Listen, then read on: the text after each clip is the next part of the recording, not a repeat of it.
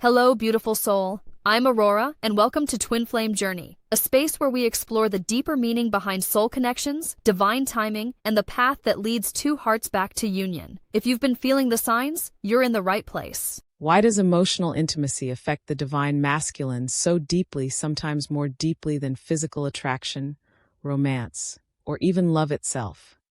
Why can one honest conversation stay in his heart longer than years of ordinary connection? Why does being emotionally seen sometimes soften him and scare him at the same time?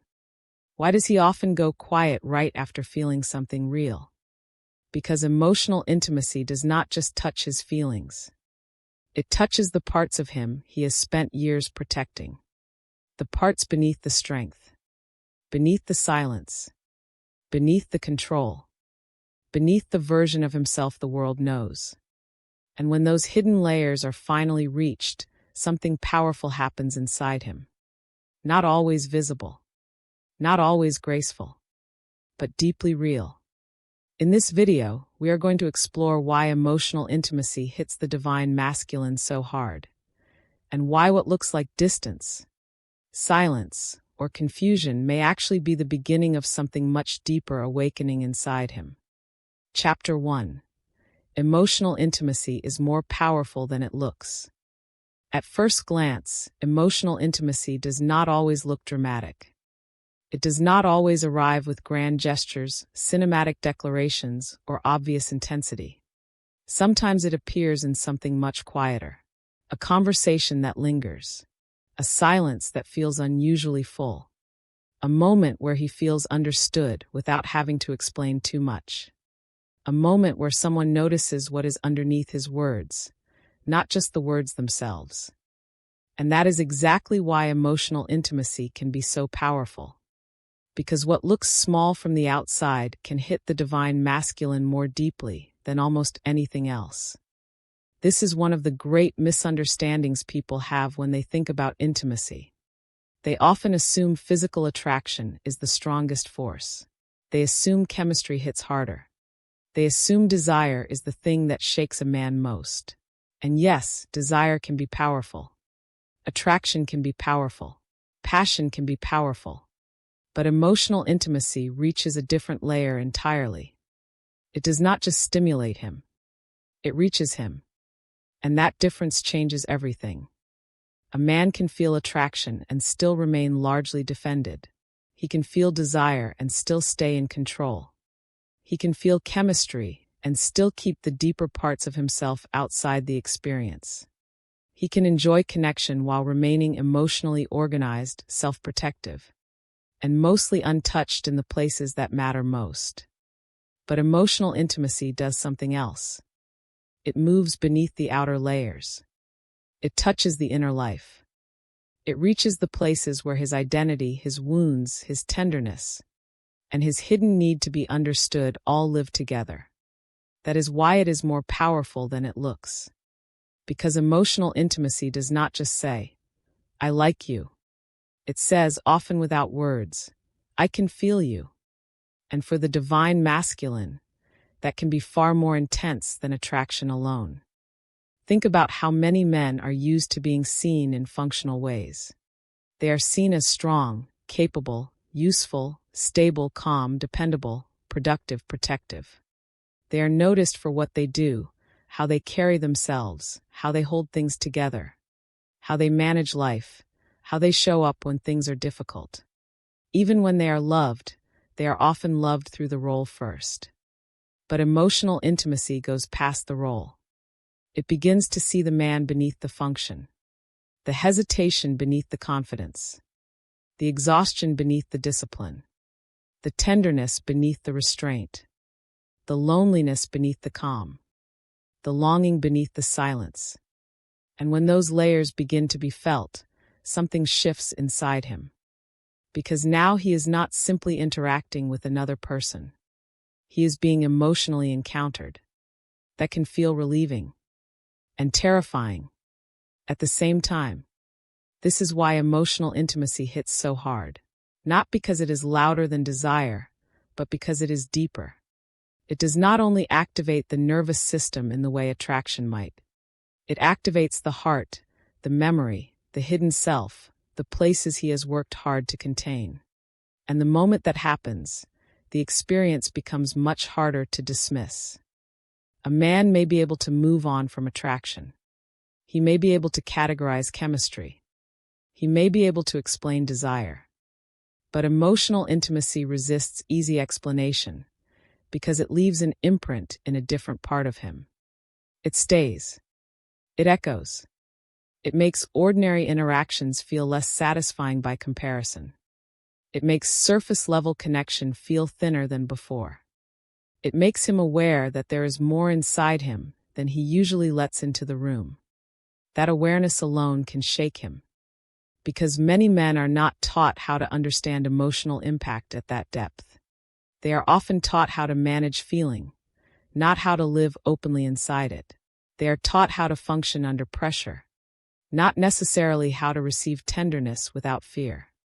They are taught how to remain composed, not how to be emotionally known. So when emotional intimacy reaches them, the intensity may not look dramatic from the outside, but inside, it can feel like an earthquake under a quiet floor. This is why one honest conversation can stay with him longer than years of ordinary connection. Not because the conversation was magical in some superficial sense, but because it reached a layer of truth.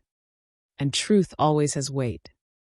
Imagine a man who is used to being admired for his strength. He knows how to carry himself. He knows how to remain steady. He knows how to offer enough of himself to stay connected without becoming too exposed. Then one day, someone responds not to his polished surface, but to the emotional reality underneath it. She notices something in his silence. She senses what he does not say. She hears the feeling beneath the sentence. She does not push him, fix him, or invade him.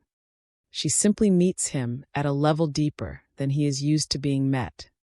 That can hit him harder than overt romance ever could. Why? Because now he is feeling something rare. He is feeling emotionally understood. And being emotionally understood is one of the most disarming experiences a person can have. It lowers defenses he did not even realize were active. It reveals needs he did not want to name. It softens parts of him that survive by staying guarded.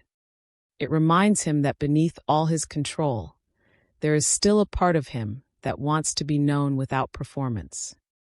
That is the hidden intensity of emotional intimacy. It reaches the part of him that is tired of being managed, tired of being strong all the time, tired of being seen only through what he can offer, tired of being respected but not deeply met. And because it reaches that part, it can feel much more significant than the outer moment seems to justify. That is another reason emotional intimacy is so powerful.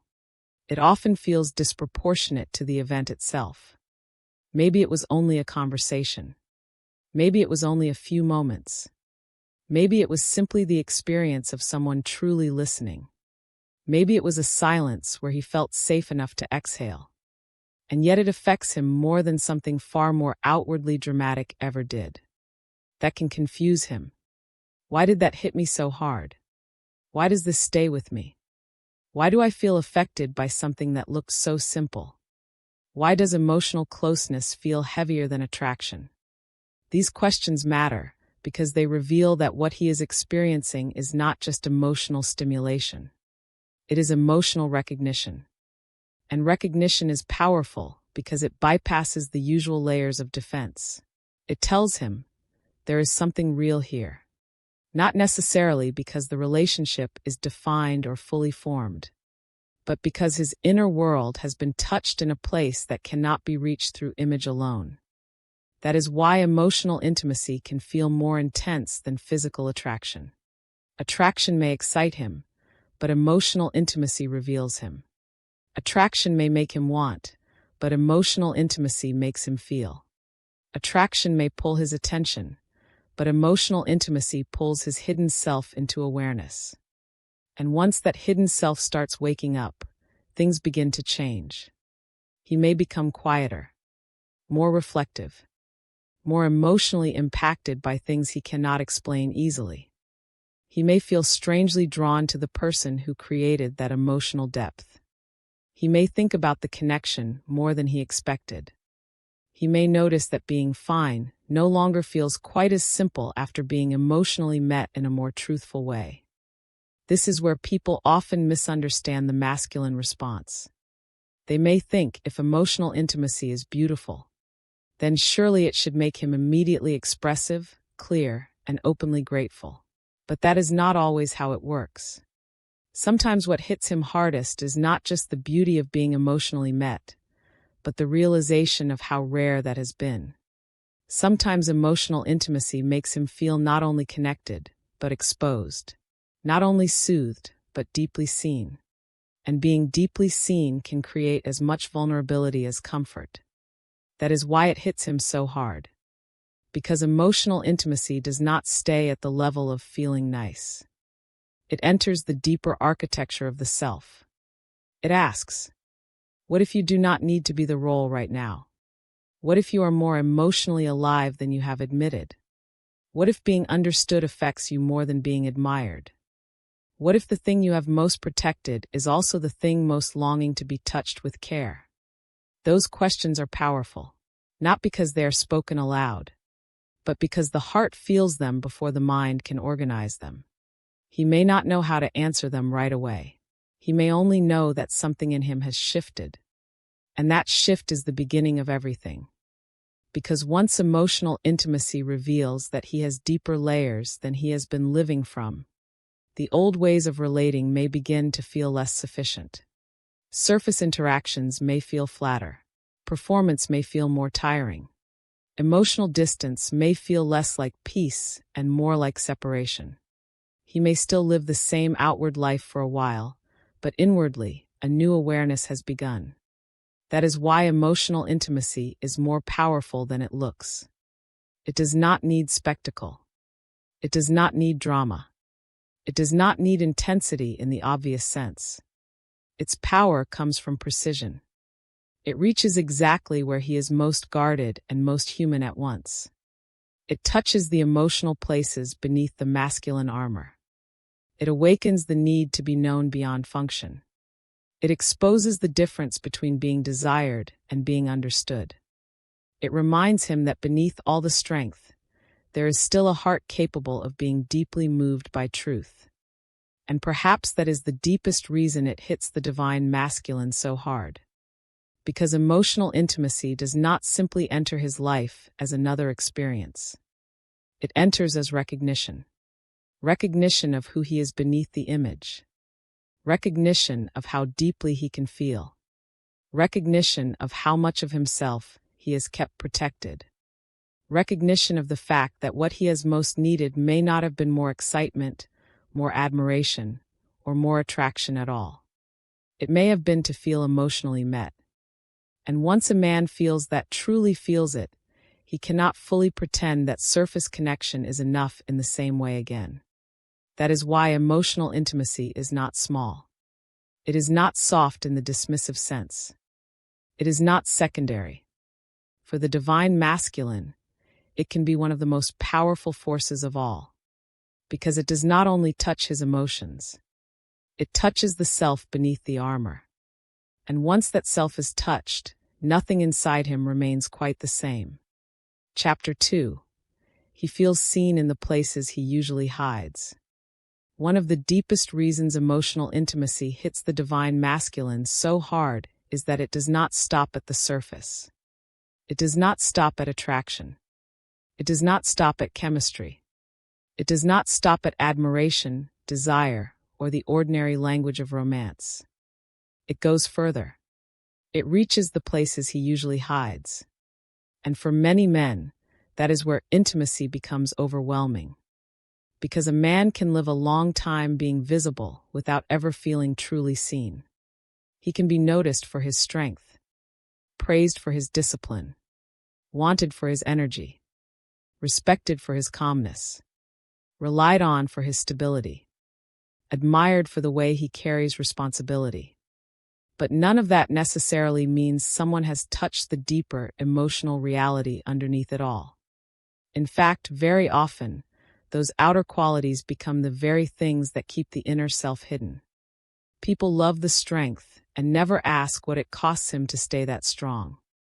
They admire the calm and never feel the tension beneath it. They trust the steadiness and never see how much loneliness can live inside composure. They respond to the masculine presence, but never reach the tender human being underneath it. That is why emotional intimacy can feel so intense. Because when it becomes real, he is no longer being met only in the places the world is used to meeting him. He is being met in the places he has learned to keep private. The softer places. The uncertain places. The exhausted places. The wounded places. The places that are still longing to be understood without being judged, managed, or made to feel weak. This is the moment something changes inside him. Because to be seen in the places you usually hide is not a casual emotional experience. It is deeply disarming. At first, it may feel beautiful, relieving, even peaceful. There may be a moment where he feels, without fully understanding why, that he does not have to hold himself as tightly in this person's presence. He may feel that someone notices what he does not say. Someone senses what is under the sentence. Someone responds not just to his words, but to the feeling behind them. And that can be profoundly moving. Because what many men secretly hunger for is not only love. It is to be known without losing dignity. To be understood without being reduced. To be emotionally felt without being overexposed. To have someone recognize the hidden tenderness beneath the masculine role and still remain steady, respectful, and safe.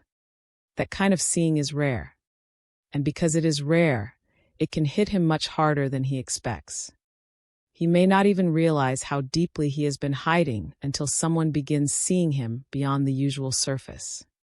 That is one of the paradoxes of emotional intimacy. It reveals the hiding by making him feel what it is like not to hide as much. The contrast becomes undeniable. Suddenly he notices how much effort it takes to stay composed. How often he edits himself emotionally. How quickly he turns pain into silence. How often he translates tenderness into control. How much of his inner life has been filtered through caution. And now, in the presence of real emotional intimacy, those filters begin to loosen. That can feel like relief.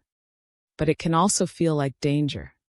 Because if he is being seen in the places he usually hides, then he is also being exposed in the places he usually protects. That is where the intensity deepens.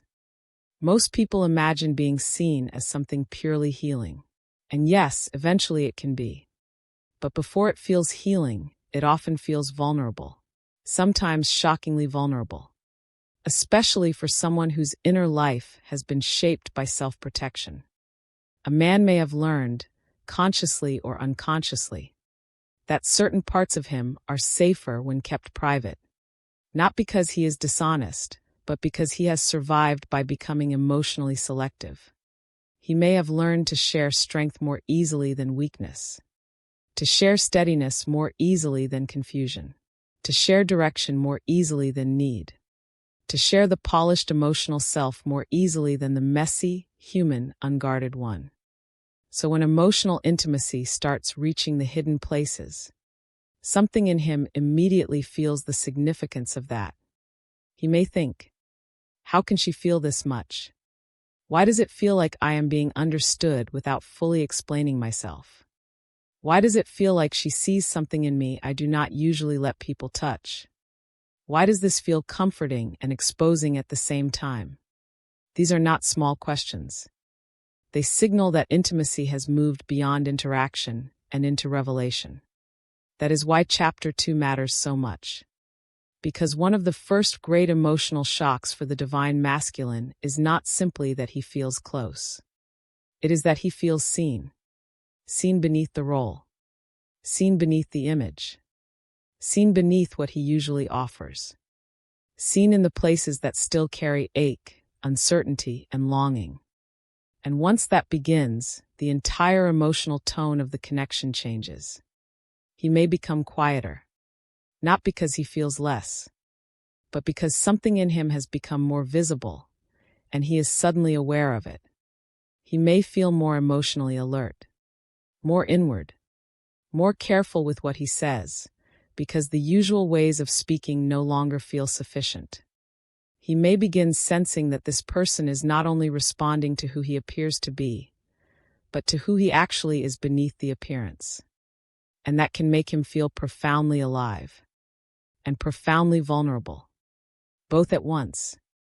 This is why emotional intimacy often affects him more than he can explain to other people, or even to himself.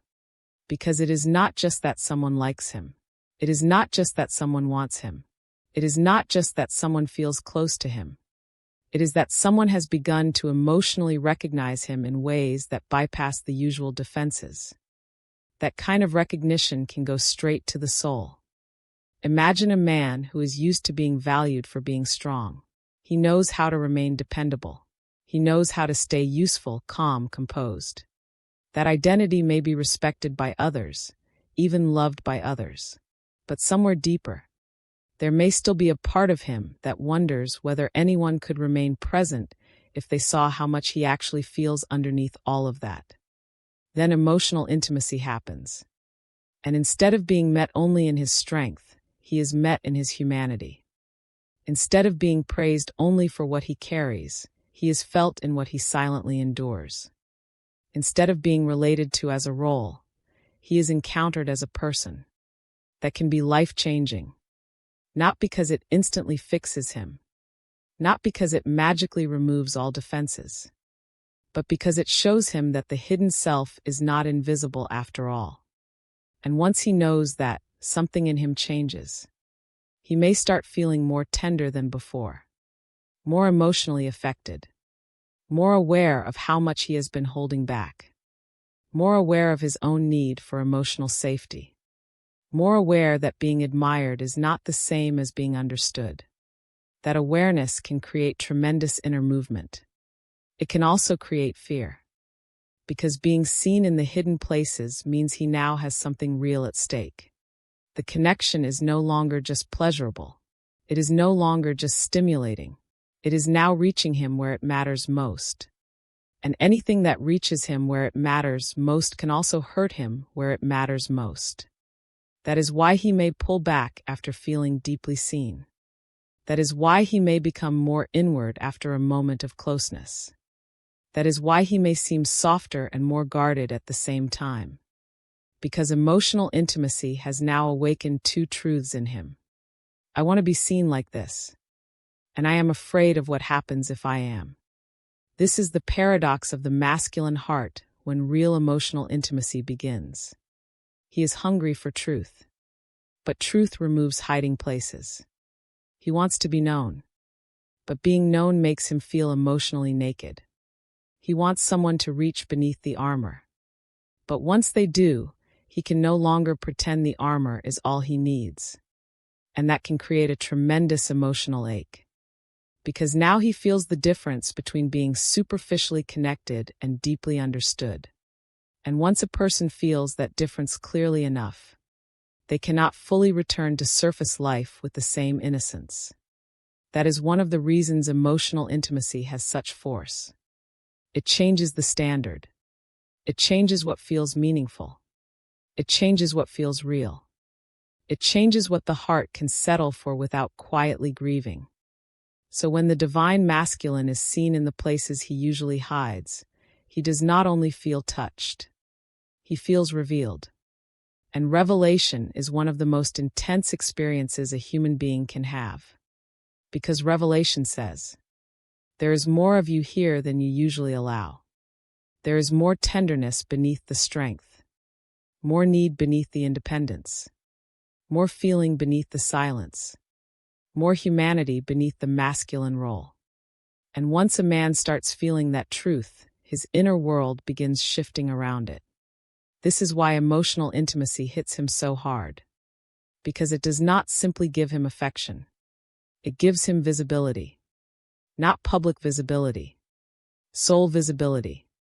The feeling that someone has emotionally reached the places he thought he had to carry alone. The feeling that his hidden self is no longer completely hidden. The feeling that the deepest parts of him might actually be met, not merely managed. And that is powerful enough to soften him, unsettle him, and awaken him all at once. That is the deeper truth of Chapter 2. He feels seen in the places he usually hides, and that is why emotional intimacy affects him so deeply. It reaches the parts of him that live beneath strength, beneath composure, beneath function, beneath the role. It comforts the hidden self and exposes it at the same time. It gives him something rare, the experience of being emotionally known where he is usually most protected. And once he feels that, nothing inside him remains quite as untouched as before. Chapter 3. It reaches beneath the masculine armor. One of the deepest reasons emotional intimacy hits the divine masculine so hard is that it does not stop at the version of him the world usually meets. It goes beneath the armor. And that changes everything. Because armor is never just style. It is never just personality. It is never just the way he is. Armor is usually built for a reason. It is built from what he had to learn in order to survive. How to stay composed when he feels too much. How to remain useful when he is hurting. How to stay calm when life demands strength. How to be respected without revealing too much. How to keep moving without falling apart in public. How to carry pain in silence so that no one sees how deeply something actually affected him. This is often what masculine armor looks like. Not always arrogance. Not always coldness. Not always detachment in the obvious sense. Sometimes it looks like reliability, discipline, calmness, competence, self-control, steadiness, the ability to remain functional no matter what is happening inside. And from the outside, these qualities may seem strong, even admirable. But emotional intimacy reaches the layer underneath them. That is why it can hit him with such force. Because a man can live a long time inside the armor and barely realize how much of himself is hidden beneath it. He may think this is simply maturity. He may think this is just what it means to be masculine. He may think this is how love works for him. Feel something, manage it, contain it, keep moving, stay stable, do not make too much of it. Then emotional intimacy enters. Not with violence, not with pressure, but with presence, with attunement, with the strange and beautiful experience of someone feeling what is under the surface. And suddenly, the armor does not feel as solid as it once did. That is the moment something shifts. Because emotional intimacy does not fight the armor directly. It bypasses it.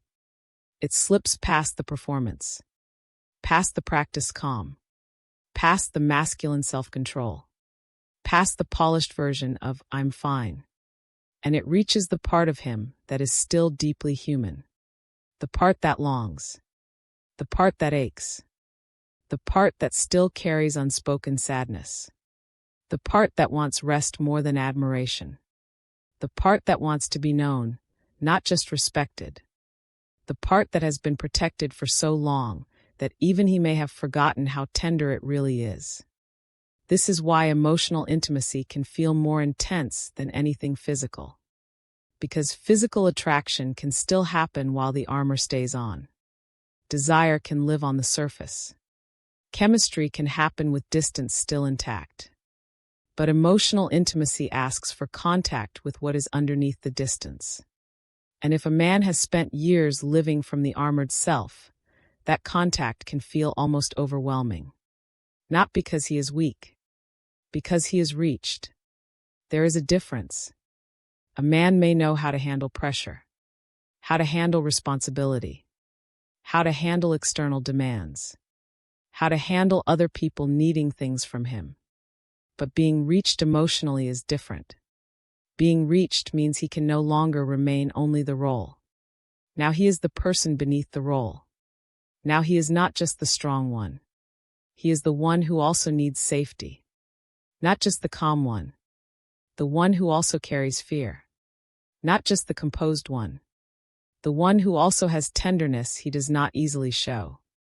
This is why the armor matters so much in understanding the masculine heart. Because the armor is not random. It was often built around the exact places where he once felt too vulnerable, too exposed, too emotional, too unseen, too disappointed, too alone. Maybe he learned early that softness did not feel safe. Maybe he learned that composure earned more respect than honesty. Maybe he learned that his needs had to be minimized to remain strong. Maybe he learned that to be masculine meant to be unreadable. So the armor became identity. And when armor becomes identity, a man may not even realize how protected he is until emotional intimacy starts reaching through it. Then suddenly he feels the contrast. He feels what it is like for someone to respond to him beyond the mask. To notice the sadness beneath the steadiness. The fatigue beneath the control. The longing beneath the silence. The emotional life beneath the masculine presentation. And this can be deeply relieving, but also deeply unsettling. Because the armor is not only what hides him. It is also what has made him feel safe. So now he finds himself in a paradox. Part of him feels seen in a way he has always wanted. Another part feels exposed in a way he has always tried to avoid. Part of him softens. Another part braces. Part of him feels gratitude. Another part feels panic.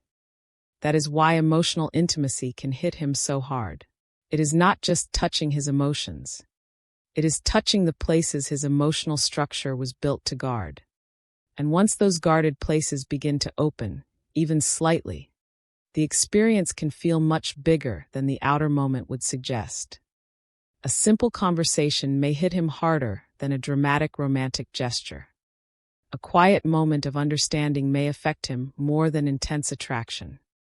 A feeling of being emotionally safe may stay in his system longer than physical desire ever could. Why? Because the armor is not built around attraction. It is built around vulnerability. And emotional intimacy is a direct encounter with vulnerability. That is why the stronger the armor, the harder intimacy may hit when it finally gets through. A man who has spent years being self-contained may feel deeply shaken by one moment of being truly understood. A man who has learned to stay controlled may feel undone by one person who makes him feel emotionally safe. A man who has built identity around strength may feel overwhelmed the moment someone reaches the softer self under that strength. This is not because the intimacy is too much in a dramatic sense. It is because it is precise. It touches exactly what the armor was built to protect. And when something touches what has long been protected, the whole inner system reacts. He may become quieter afterward, more inward, more thoughtful, more emotionally stirred than he knows how to admit.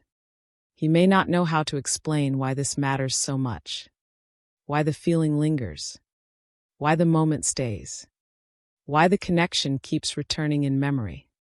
But the reason is simple, even if the experience is not. Something got past the armor. And once something gets past the armor, it reaches the real man underneath. That is where real change begins. Because the armor can help him function.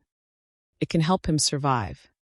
It can help him remain respected, stable, composed. But once emotional intimacy reveals the self beneath it, the armor may start feeling heavier than before, less natural, less sufficient, less alive. He may begin sensing that what once protected him is also separating him from the very thing he longs for most. That realization can be painful, because it means the armor is no longer just protection. It is also limitation. And most men do not arrive at that realization through theory. They arrive at it through contact. Through the experience of someone emotionally reaching them deeply enough that the old defenses no longer feel invisible. Now he can feel them. Feel how quickly he shuts down when something matters. Feel how often he uses calmness to avoid exposure. Feel how much effort it takes to remain unreadable. Feel how much loneliness can live inside masculine composure. Feel how much of his life has been lived from the outside and instead of the inside out. This is why emotional intimacy is not a small force. It reveals the cost of armor. And once the cost is felt, the inner world begins to shift.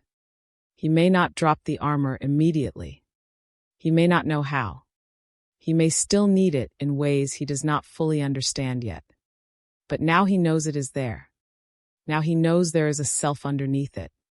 Now he knows that being strong is not the whole story. Now he knows that part of him has been waiting to be reached, not just admired. That knowing matters.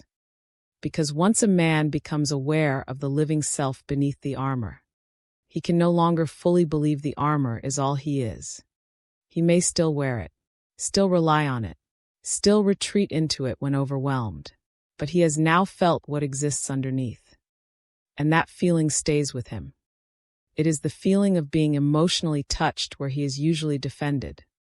The feeling of being met where he is usually hidden. The feeling of being understood in a place he usually protects with silence. And that is why emotional intimacy hits the divine masculine so hard. Because it does not merely make him feel close. It reaches beneath the masculine armor and touches the part of him that has been carrying more than anyone sees. The stronger the armor, the deeper the shock when someone reaches the soul beneath it. And once that happens, he may never look fully untouched again. Not because intimacy broke him, because it found him. Chapter 4. Emotional intimacy activates safety and fear. One of the strangest things about emotional intimacy is that it can make a man feel safer than he has felt in a very long time. And that safety can be exactly what scares him. At first, this sounds contradictory. Shouldn't safety make him relax? Shouldn't being emotionally understood make him open more easily? Shouldn't peace feel like peace? Eventually, yes. But when emotional intimacy reaches the divine masculine at a soul level, safety does not always feel simple in the beginning. Sometimes it feels overwhelming. Sometimes it feels unfamiliar. Sometimes it feels like standing in a place where his guard begins to lower on its own. And the very experience of lowering that guard makes him realize how much he has been bracing all along. That is why emotional intimacy can hit him so hard. Because it does not just create closeness. It creates emotional safety. And emotional safety is powerful. Not because it is dramatic, but because it reaches the nervous system. A man may be used to many things in life. He may be used to pressure, used to responsibility, used to being the strong one, used to being composed, used to staying steady while carrying emotions privately, used to looking fine while managing things no one else sees, used to handling life through discipline, control, silence, structure, and restraint. But being emotionally safe with someone is different. Emotional safety does not ask him to perform. It does not ask him to impress. It does not require him to keep proving strength every second. It does not reward him only for control. Instead, it invites something much more vulnerable. Rest. And for many men, rest is more frightening than effort. Because effort is familiar. Effort gives him something to do. Effort keeps him organized. Effort keeps him in motion. Effort lets him stay and roll. But rest asks him to stop gripping so tightly. Rest asks him to soften. Rest asks him to stop holding himself together quite so hard. And that is where the fear begins. Because the moment a man feels emotionally safe, even briefly, he may also become aware of everything that safety is allowing him to feel. He may feel how tired he is, how guarded he has been, how much tension lives beneath his calmness, how much loneliness hides beneath self-control, how long it has been since he felt emotionally met without needing to be anything other than real. That can be a beautiful realization. It can also be terrifying. Because now safety is not just a pleasant feeling. It is revelation. It shows him how defended he has been. It shows him how much of his identity has been built around staying emotionally braced. It shows him that beneath the masculine steadiness, there may be a part of him that has been quietly longing to exhale for years. And once he feels that exhale, he cannot unknow it. This is why emotional intimacy can create such a deep inner paradox. Part of him feels relief. Part of him feels panic. Part of him feels, I can relax here. Another part immediately thinks, if I relax here, then I am vulnerable here. That is the key. Safety does not only soothe him, it makes vulnerability real. As long as he stays armored, he can still believe he is protected. As long as he remains measured, composed, and slightly hidden, he can tell himself that nothing has reached him too deeply. But the moment he feels safe enough to soften, the emotional stakes change. Now the connection matters more. Now the other person matters more. Now his own heart becomes more visible to him.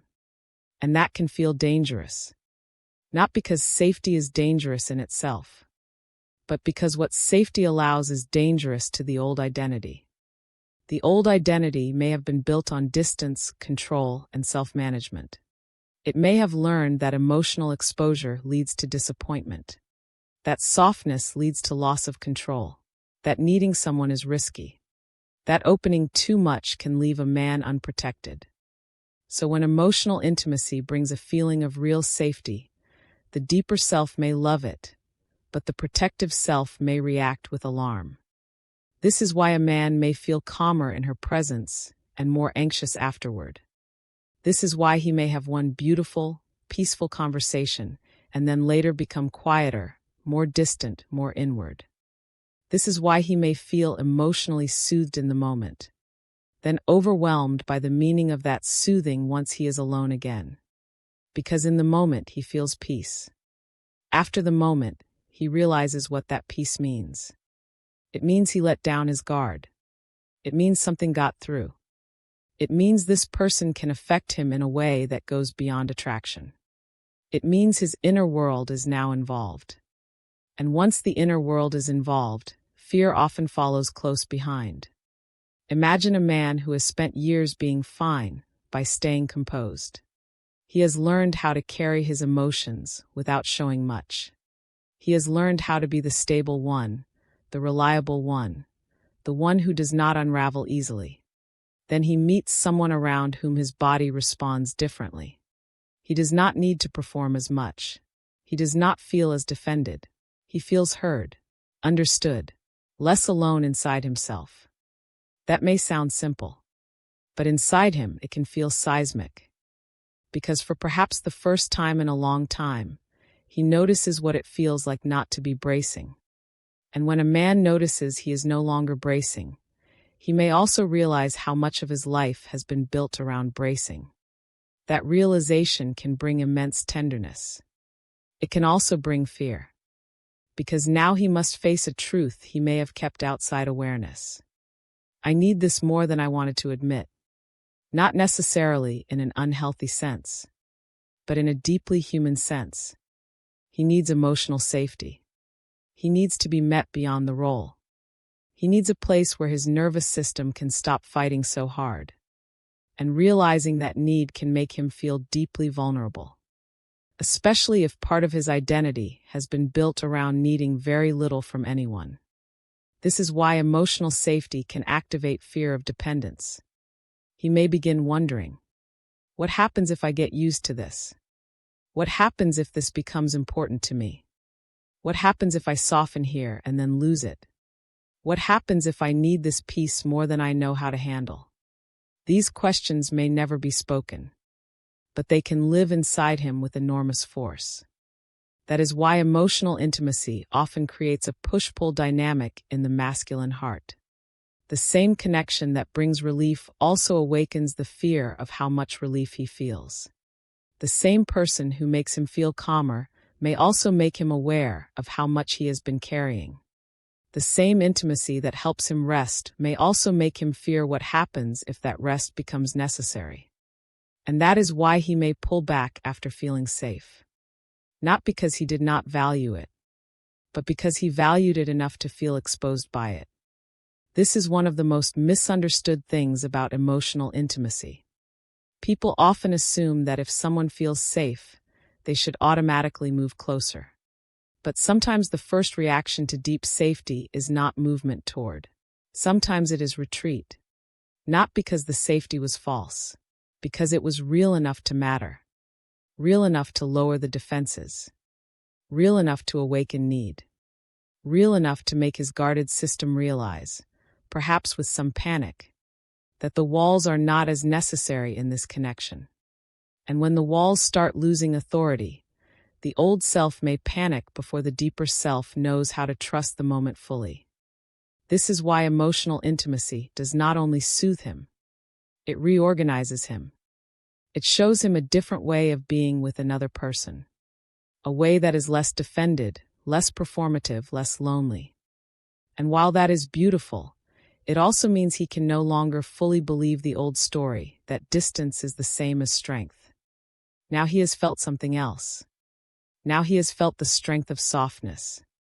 The strength of not needing to be on every second. The strength of being emotionally safe enough to exhale. And that kind of strength is deeply unfamiliar to many men. Unfamiliar enough to feel like a threat at first. But that does not mean it is not sacred. In fact, that is exactly what makes it sacred. Because emotional intimacy does not force him open. It gives him a glimpse of what it feels like when he no longer has to fight himself so hard. It gives him a glimpse of inner rest. And once he feels that, some part of him begins to hunger for it, even if another part fears it. That is the paradox of Chapter 4. Emotional intimacy activates safety, and safety activates fear. Not because safety is wrong, but because safety reveals how deeply he has been protected. Not because peace is dangerous, but because peace makes him aware of how much he has been surviving without it. Not because emotional rest is weak, but because emotional rest asks him to stop being armored long enough to feel what is underneath the armor. And what is underneath the armor is often very tender, very human, very alive. That is why this chapter matters. Because when emotional intimacy begins creating real safety, the divine masculine is not just feeling comfortable. He is feeling the collapse of old tension. He is feeling the possibility of another kind of life. He is feeling the hidden part of himself come closer to the surface. He is feeling what it means to be emotionally received instead of merely emotionally managed. And that can hit him with enormous force. Because once a man has felt truly safe in a real emotional way, he may not know how to go back to the old kind of aloneness without noticing the cost. He may still retreat, still hesitate, still get afraid. But now he knows something he did not know before. He knows what it feels like to soften. He knows what it feels like to be less defended. He knows what it feels like when someone touches the hidden self gently enough that the whole nervous system begins to change. And once he knows that, the old life cannot feel the same. That is why emotional intimacy hits him so hard. Because it does not just wake up feeling. It wakes up the possibility of peace. And peace, when it reaches a man who has spent years bracing, can feel like both the greatest relief and the greatest risk he has ever known. Chapter 5. It awakens the wounds along with the love. One of the deepest reasons emotional intimacy hits the divine masculine so hard is that it does not awaken only love. It awakens wounds too. And until this is understood, so much of his behavior will be misread. People often assume that if a man feels something real, something emotionally pure, something deeply intimate, then the result should be simple. He should become clearer, softer, more open, more expressive, more obviously devoted. They imagine emotional intimacy as a straight road toward closeness. But the truth is far more layered than that. Because when emotional intimacy reaches the deeper parts of a man, it does not only touch his capacity to love. It touches everything in him that has made love difficult.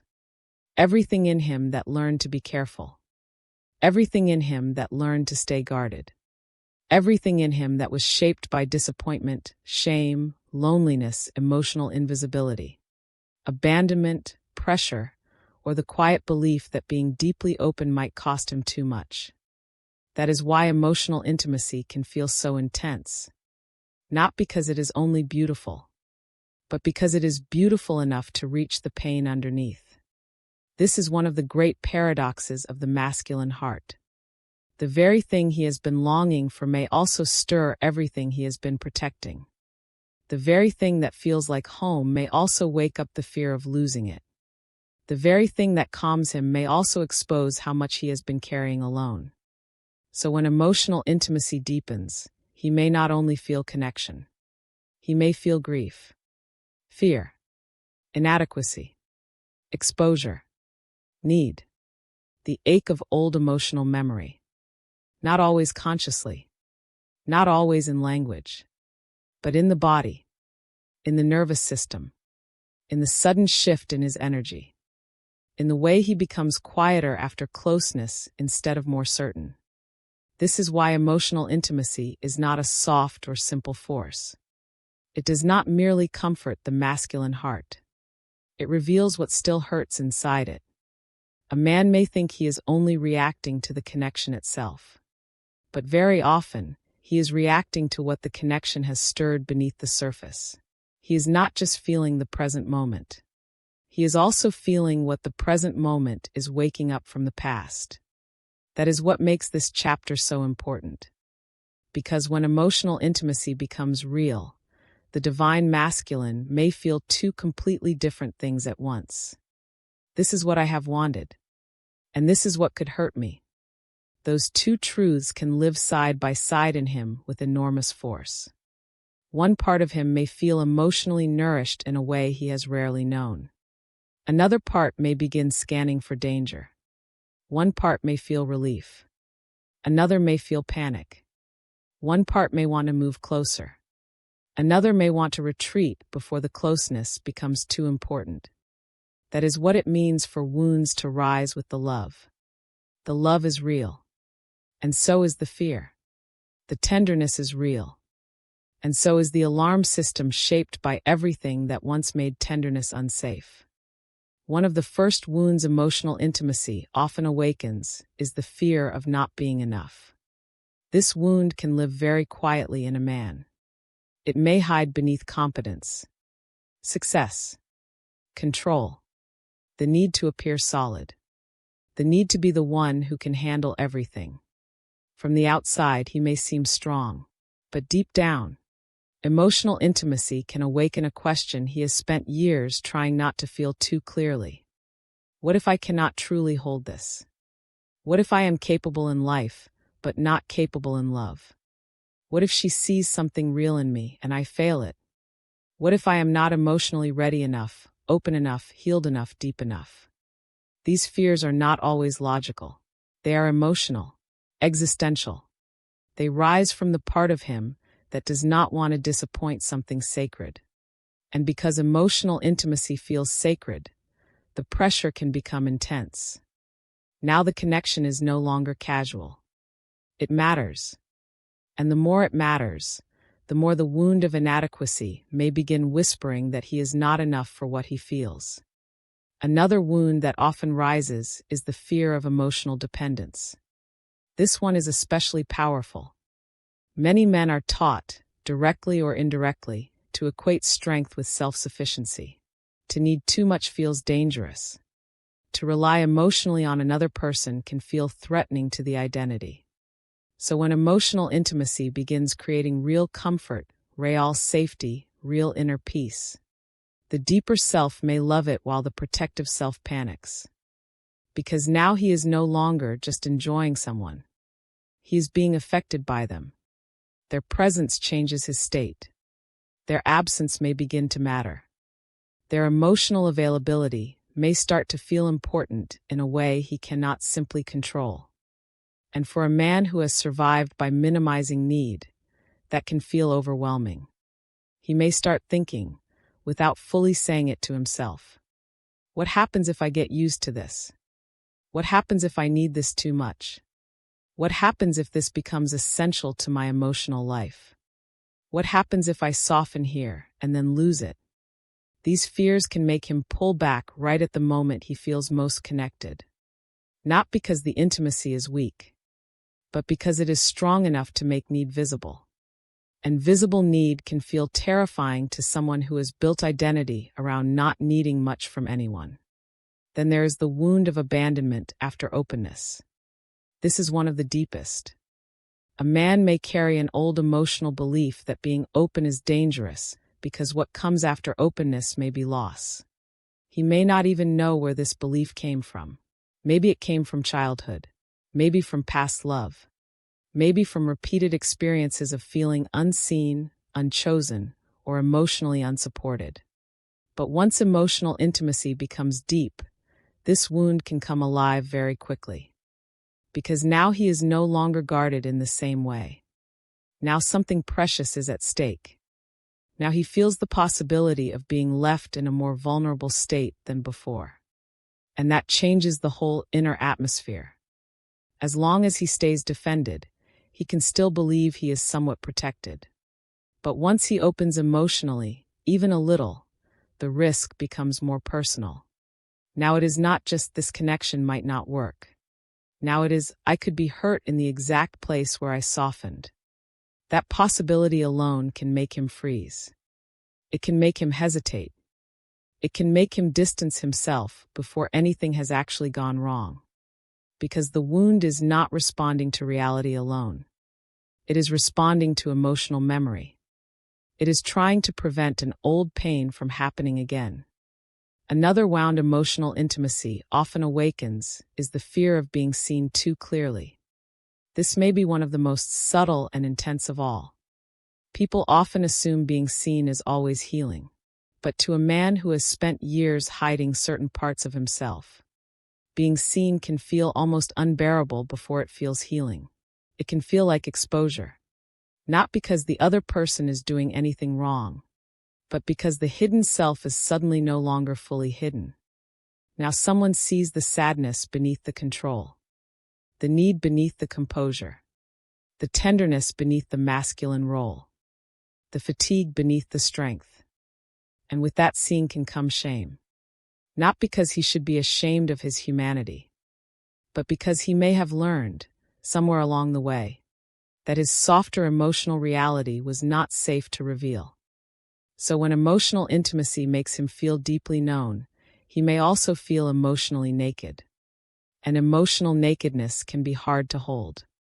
Especially if he does not yet know how to live with that kind of openness without instinctively trying to cover himself again. This is why the wounds rising with the love can create such contradiction in him. He may feel closer and more defensive, more peaceful and more afraid, more emotionally nourished and more inwardly overwhelmed, more drawn in and more likely to retreat. And this contradiction is often what people misread. They think the retreat means he did not care. They think the silence means he felt nothing. They think the confusion means the intimacy was not meaningful. But often the opposite is true.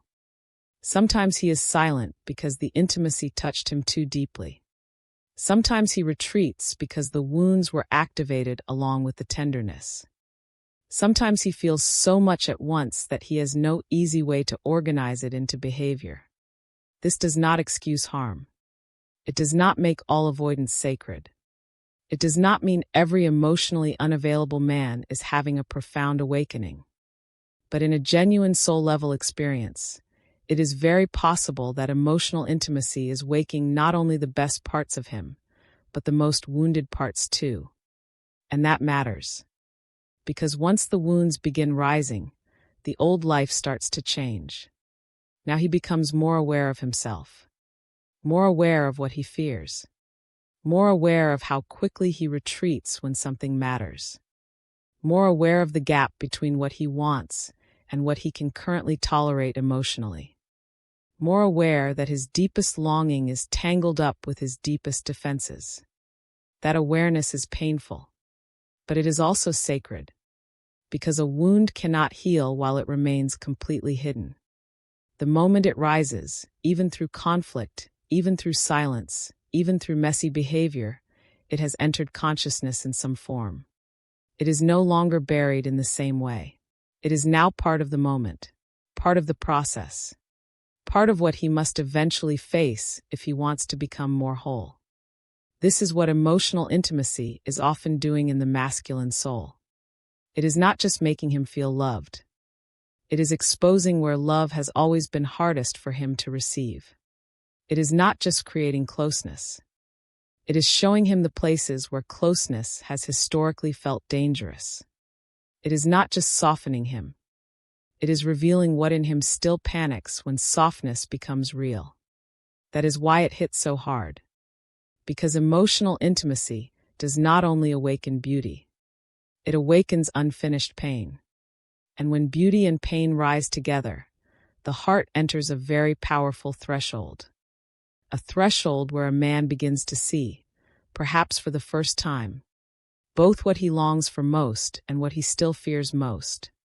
That is the deeper truth of Chapter 5. Emotional intimacy awakens the wounds along with the love. It does not simply make the divine masculine feel connected.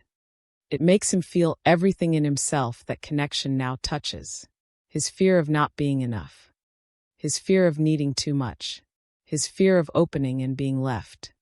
His fear of being seen too clearly. His fear of how much this matters.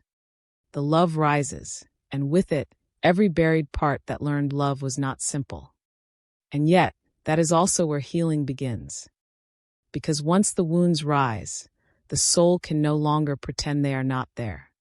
Once emotional intimacy reveals them, the man is no longer only living from armor. He is living in the presence of truth. And truth, though painful, is often the first doorway into transformation. Chapter 6. Why he may pull away after feeling so much. One of the most confusing things about emotional intimacy is that the deeper it reaches him, the more likely he may be to go quiet for a while. Not always. Not in every case. Not in every man. But often enough that it leaves people heartbroken, confused, and asking the same painful question. If he felt so much, why did he pull away? It is a fair question. Because from the outside, distance often looks like disinterest. Silence looks like indifference. Withdrawal looks like rejection. A shift in energy looks like loss of feeling. But emotional intimacy does not always work that way inside the masculine heart. Sometimes he pulls away not because he feels less. Sometimes he pulls away because he feels more than he knows how to hold. That is the paradox. The very thing that makes him feel deeply reached can also make him feel internally flooded. And when a man becomes flooded by emotion, tenderness, exposure, memory, and meaning all at once, distance can become his first form of regulation. Not his deepest truth. Not his final answer.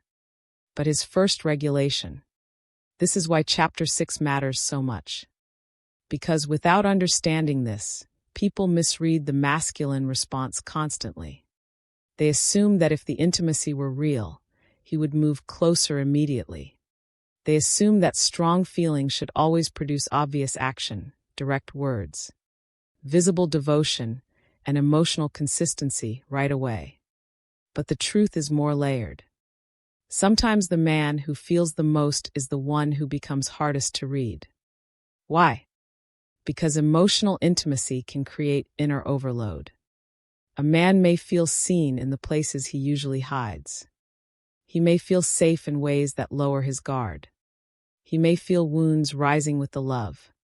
He may feel himself changing internally. He may feel the collapse of old defenses and the pressure of something more truthful awakening inside him. And all of that can happen before he has the emotional tools to process it cleanly. So what does he do? He steps back. He gets quiet. He retreats into himself. Not always because he wants to leave the connection. Sometimes because he does not know how to stay inside it without losing his sense of internal control. This is one of the hidden realities of emotional intimacy. It can feel more destabilizing than passion. Passion may excite him. Emotional intimacy exposes him. Passion may activate desire. Emotional intimacy activates the self beneath the desire. Passion can still exist while he remains partly armored. Emotional intimacy makes the armor thinner. And once the armor gets thin, he may suddenly realize how much is moving inside him. That realization alone can make him pull back. Because now the stakes feel real. Now this is not just attraction. Not just interest. Not just a pleasant bond. Now it matters. Now the other person matters. Now his own heart matters. And once his heart matters, his protective system may wake up in full force. This is why distance after deep feeling is often not emptiness. It is conflict. Conflict between closeness and protection. Conflict between longing and fear. Conflict between the self that wants to stay open and the self that has learned to shut down when things become too significant. Many men are taught how to function under stress, but not how to stay emotionally open under intimacy. They may know how to manage work, pressure, conflict, and responsibility. But when it comes to being deeply touched, deeply understood, deeply soothed, and deeply exposed all at once, they may have very little training. So they do what they know. They create space. Space to think. Space to regulate. Space to reduce the intensity. Space to regain the illusion of control. Space to not be constantly confronted by what the intimacy awakened. This does not always feel fair to the other person. And often it is not. Distance can wound. Silence can confuse. Retreat can hurt deeply. But if we are looking at the inner emotional reality, the distance may not mean I do not care.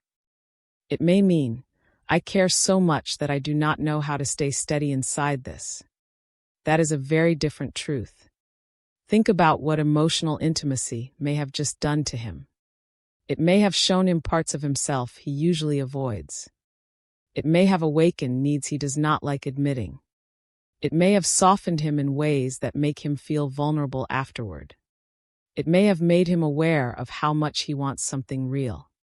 It may have exposed how unprepared his old identity is for the depth now asking to be lived. That is a lot. So when he pulls away, he may not be pulling away only from the person. He may be pulling away from the intensity of his own inner reaction.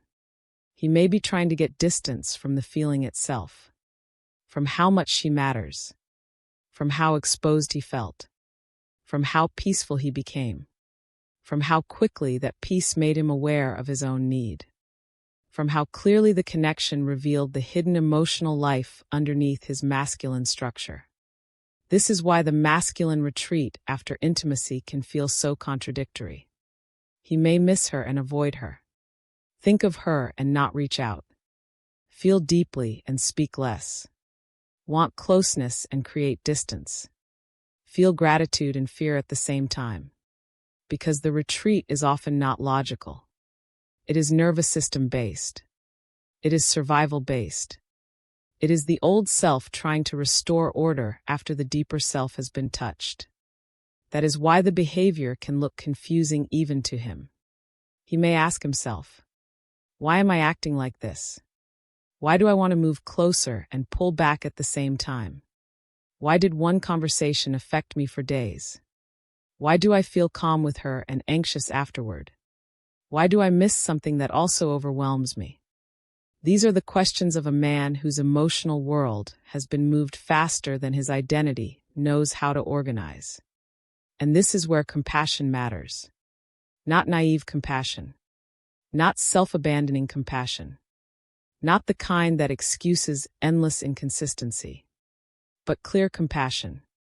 The kind that understands that emotional intimacy can overwhelm a man who is not used to being met that deeply. The kind that sees that his retreat may not be proof that the connection lacked truth. It may be proof that the truth hit him harder than he expected.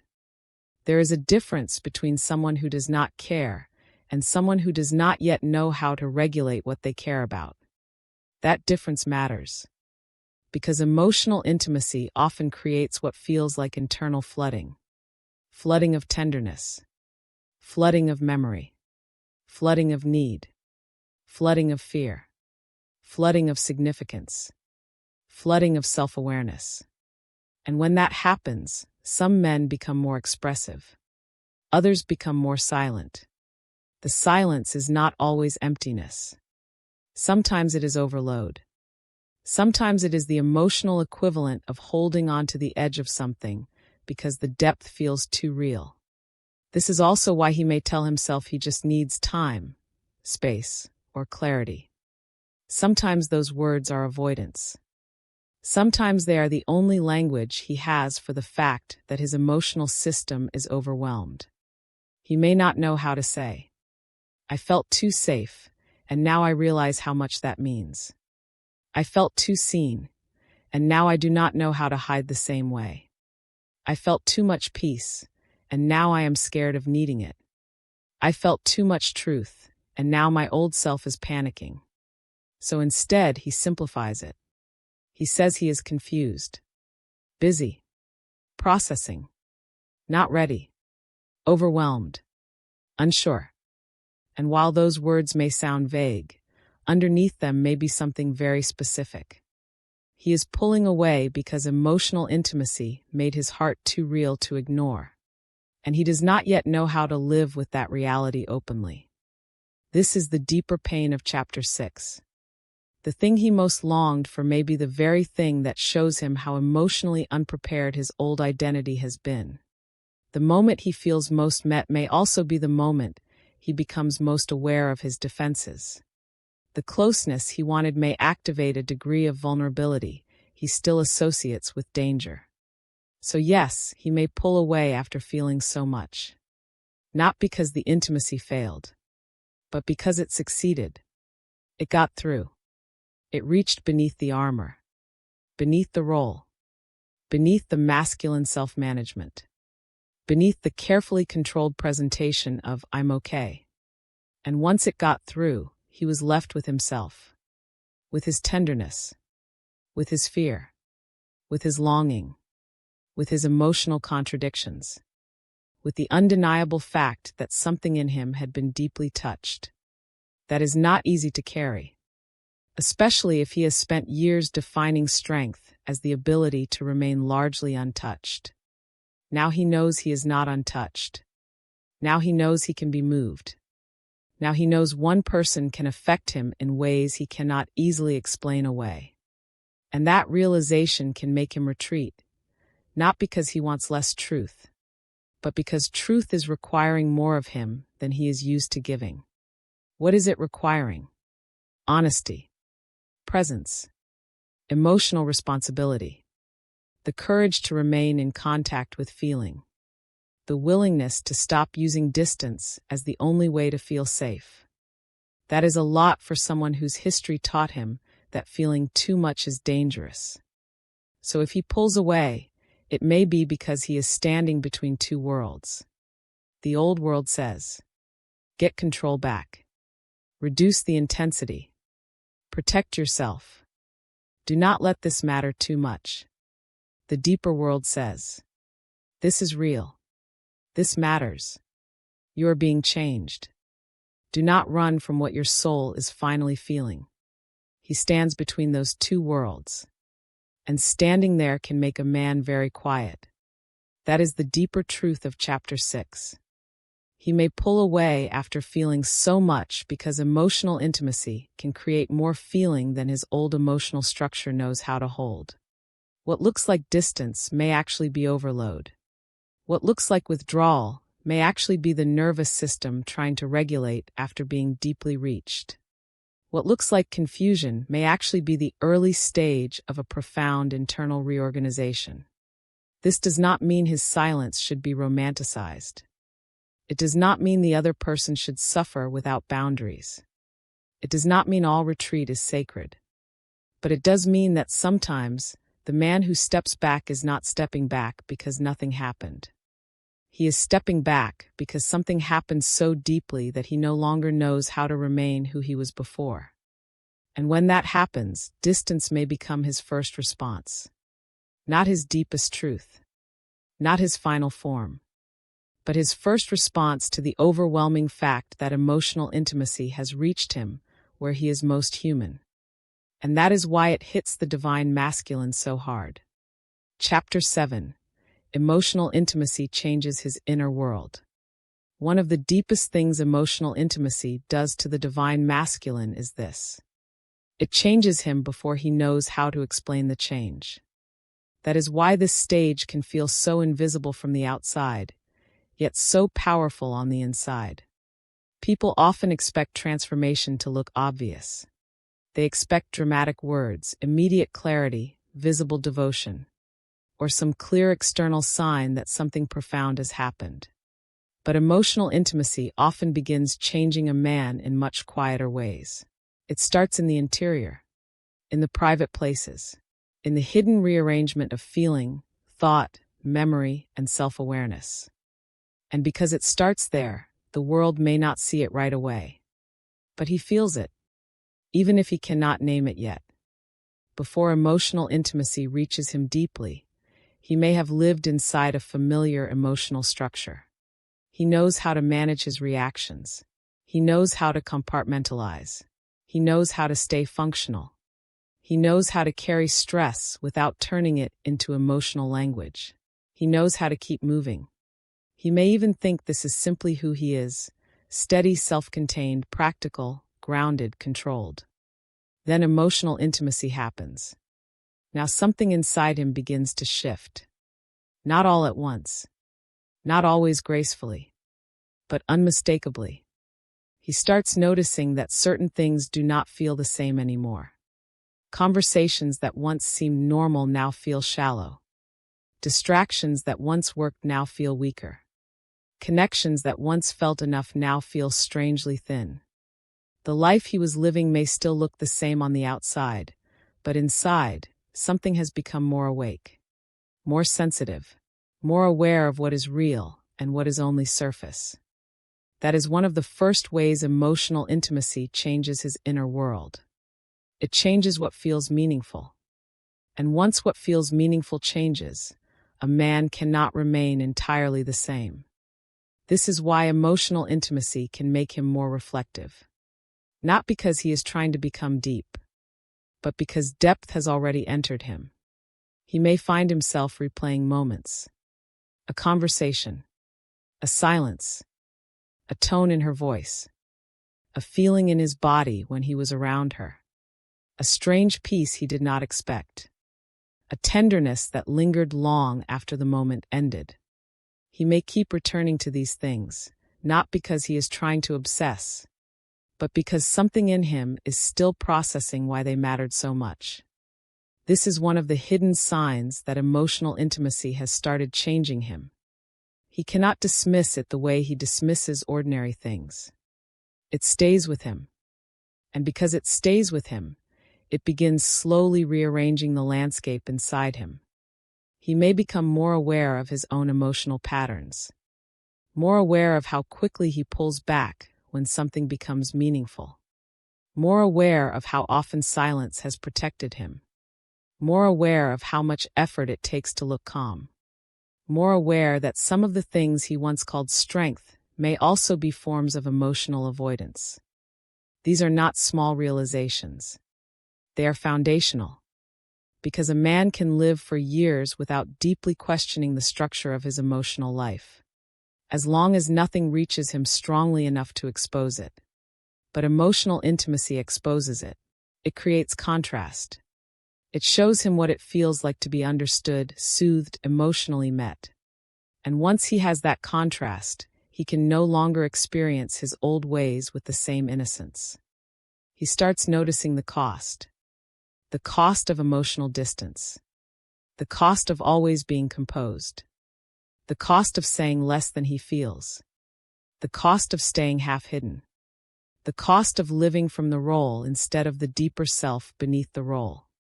And once he feels that cost, something inside him begins asking for more.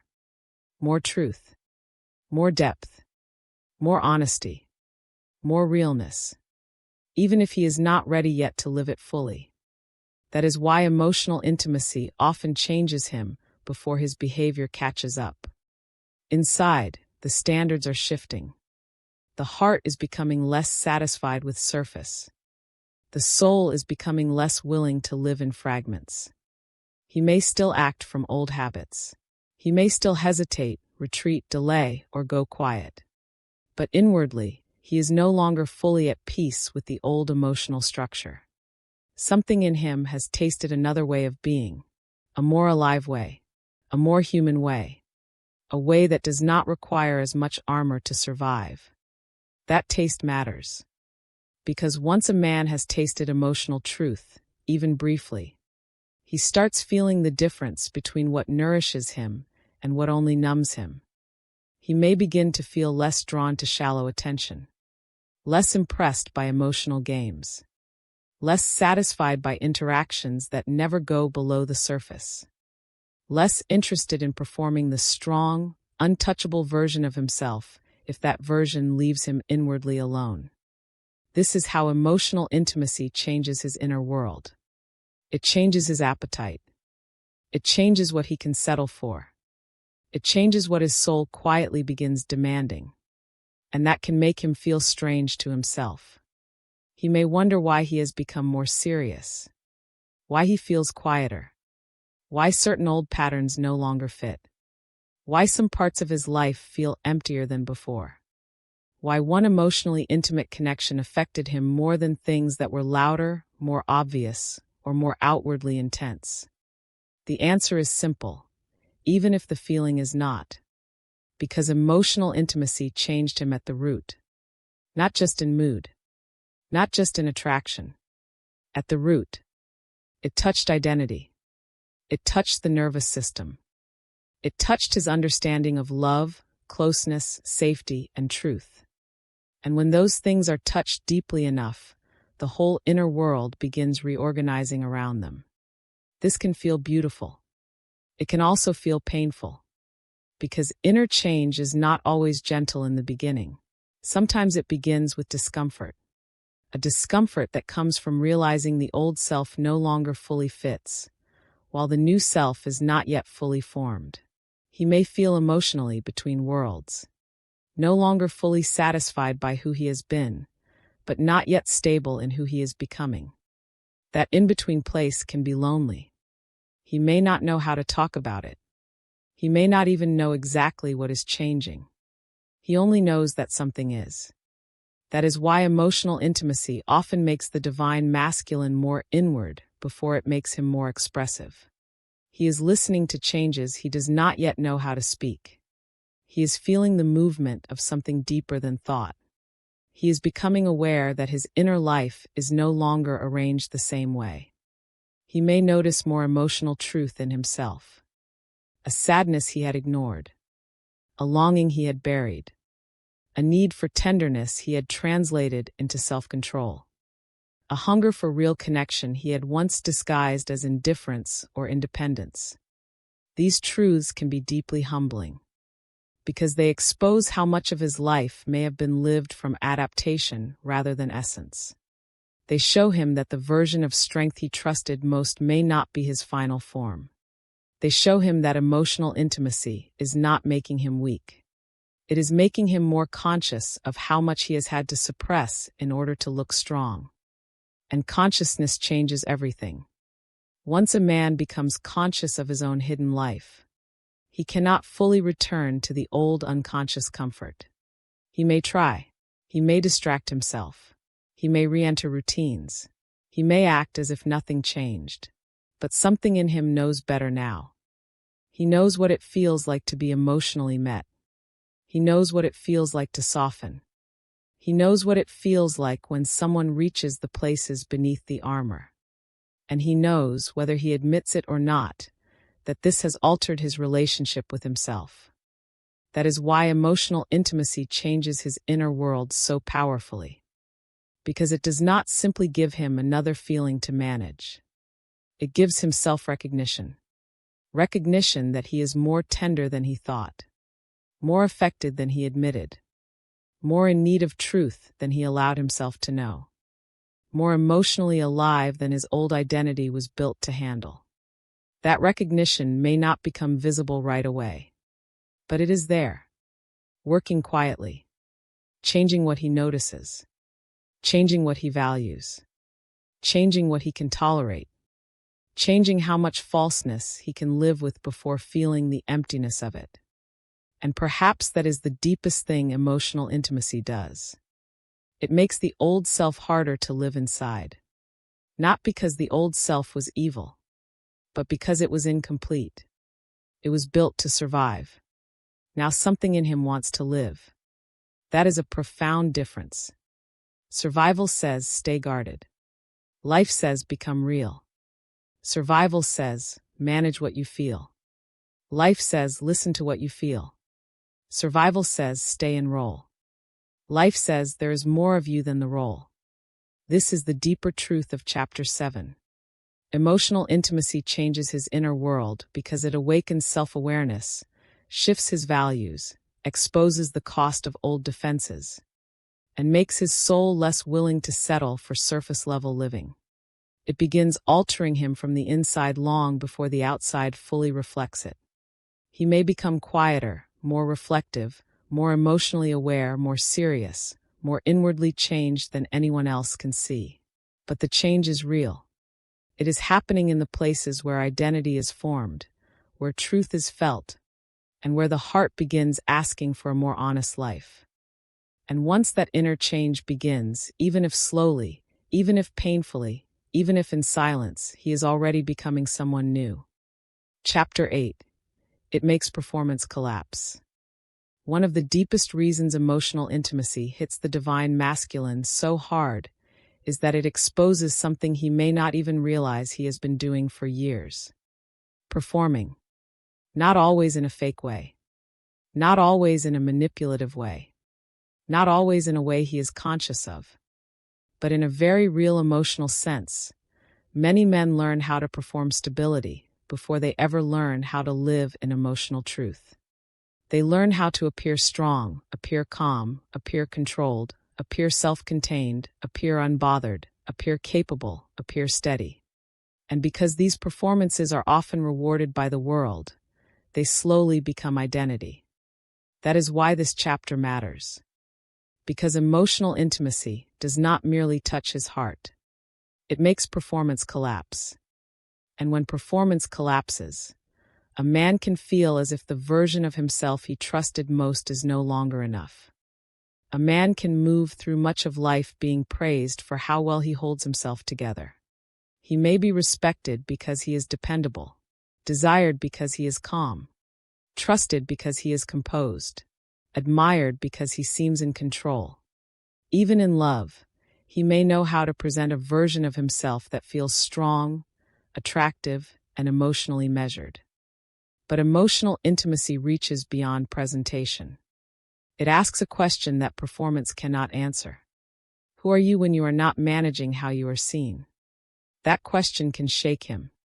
Because performance is not only something he does for other people. Often, it is something he does to survive himself. He performs certainty because uncertainty feels vulnerable. He performs calm because fear feels dangerous. He performs emotional simplicity because complexity feels too exposing.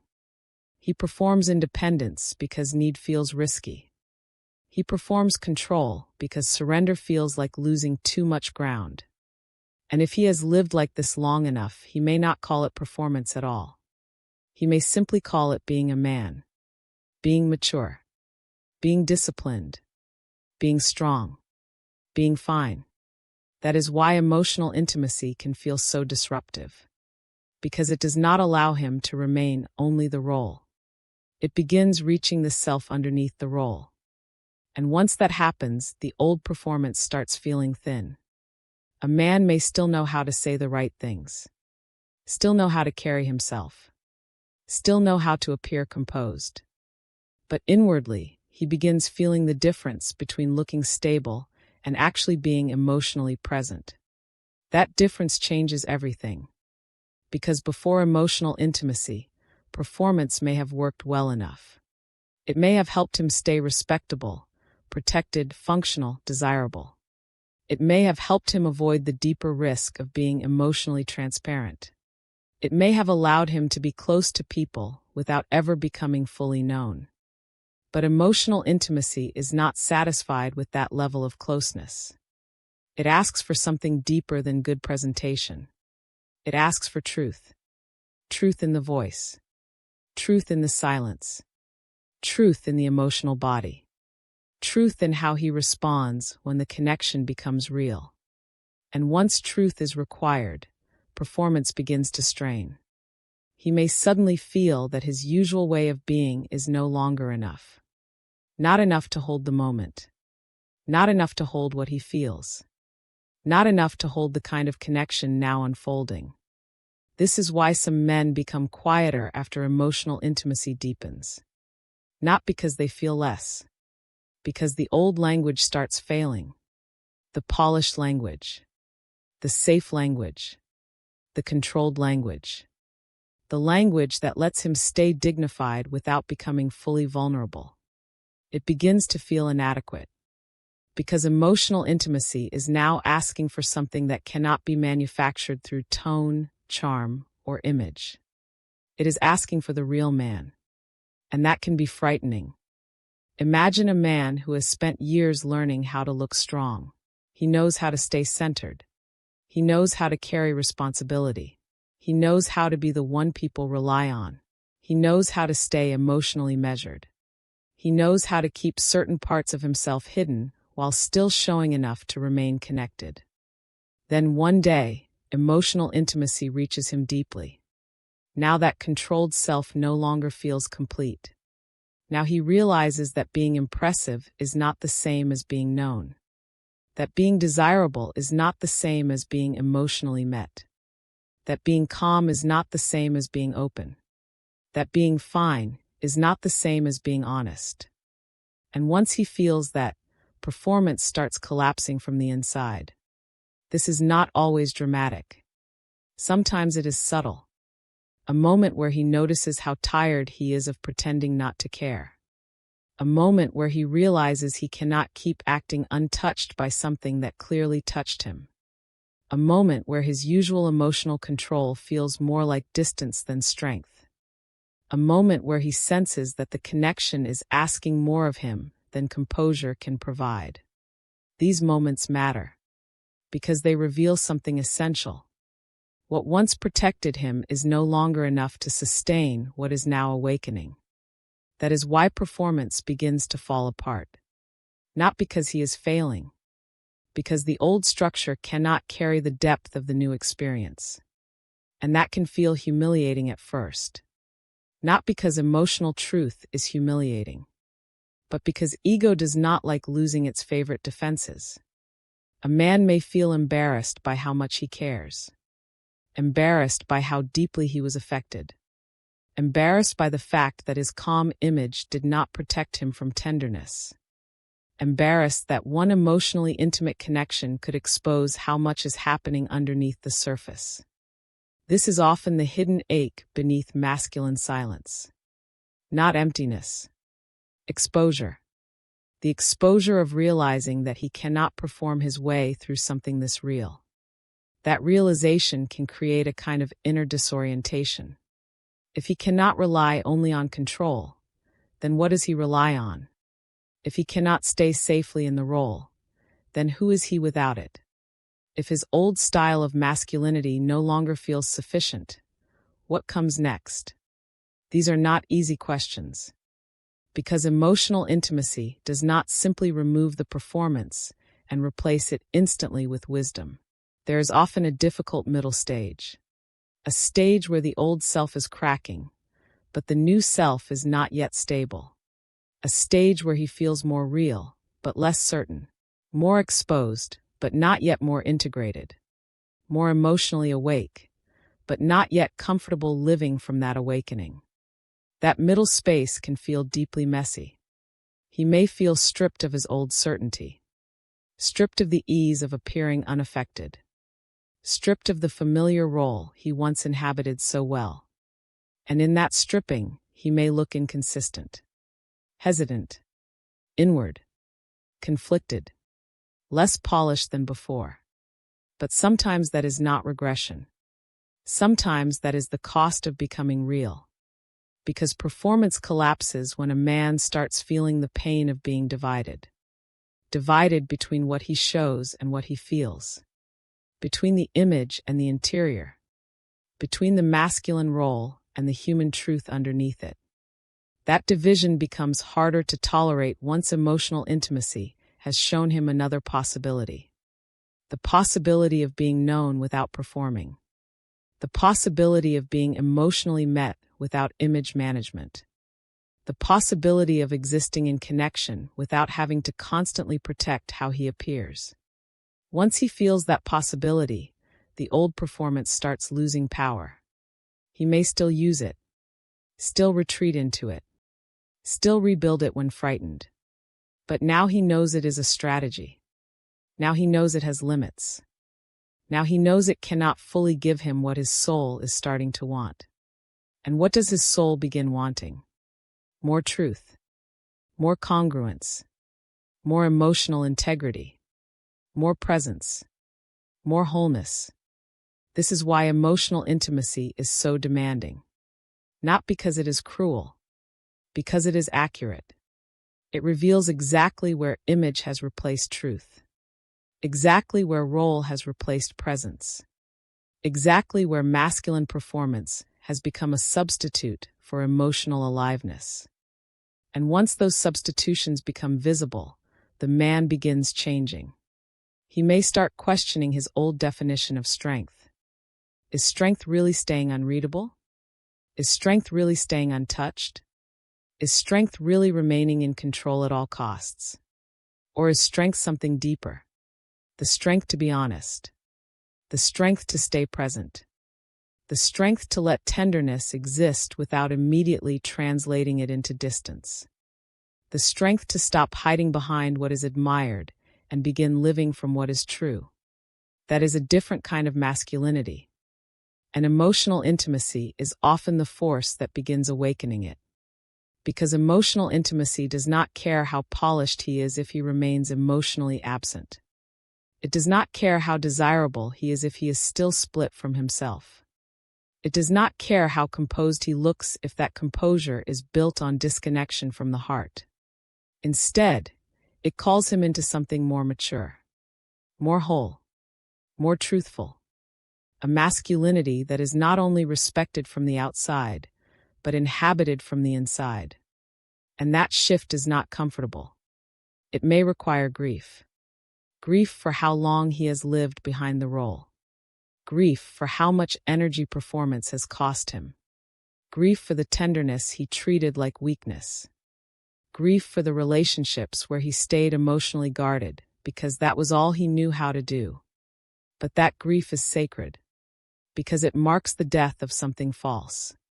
Not false because it was meaningless. False because it was incomplete. It was a structure built to survive.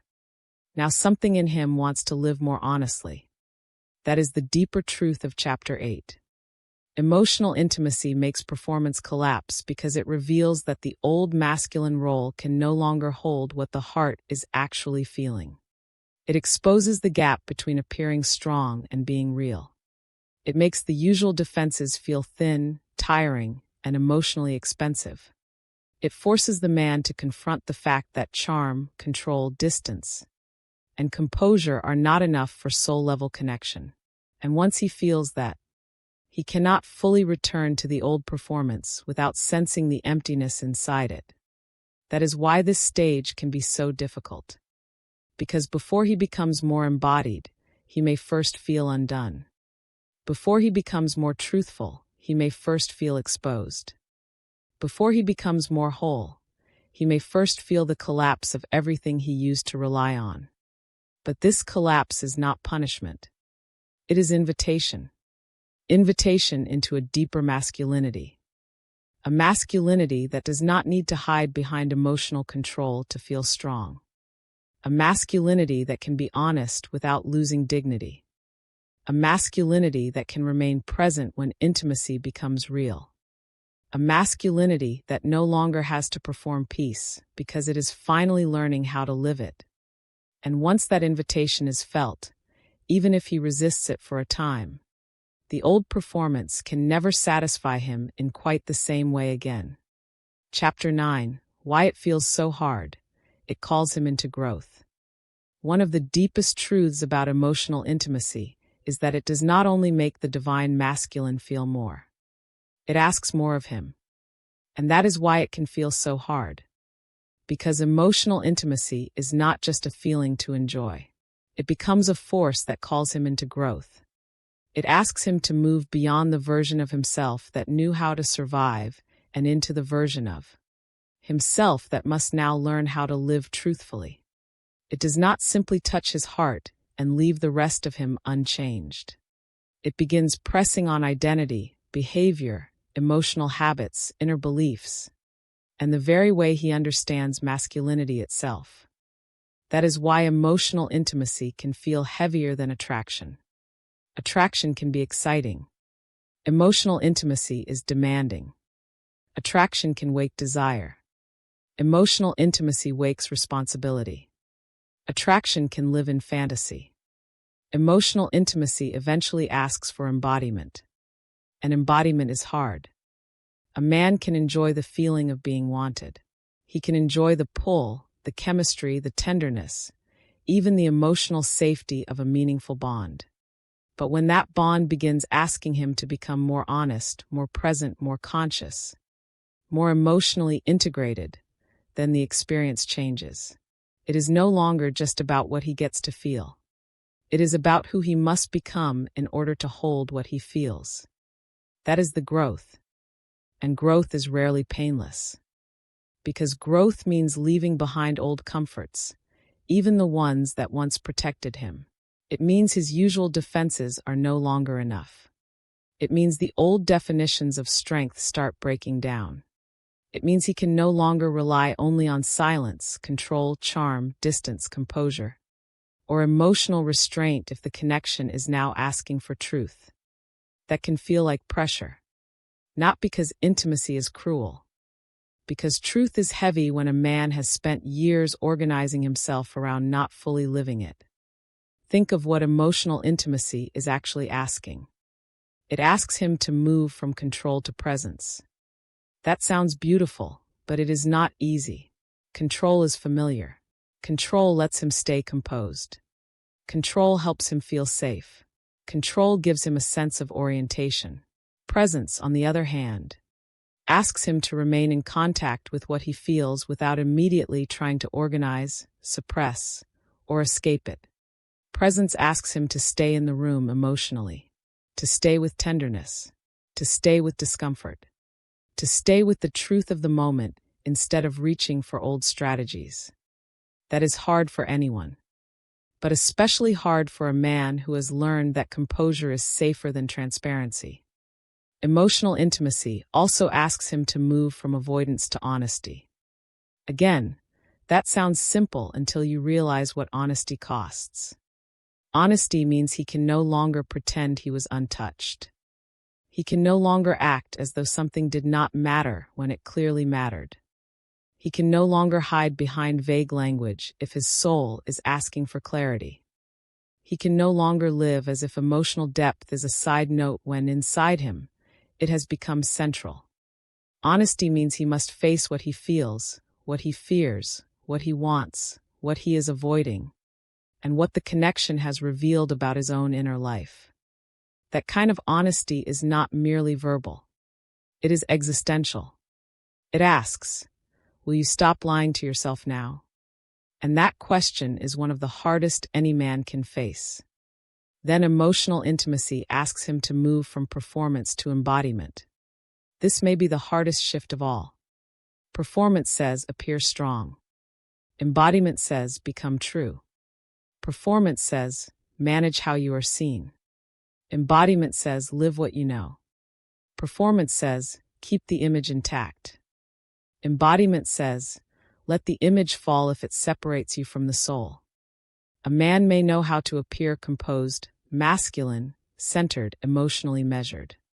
But emotional intimacy starts demanding something deeper than appearance. It asks whether the outer life matches the inner knowing. It asks whether his actions can become congruent with what his heart has already felt. It asks whether his masculinity can mature beyond role and into real presence. That is growth.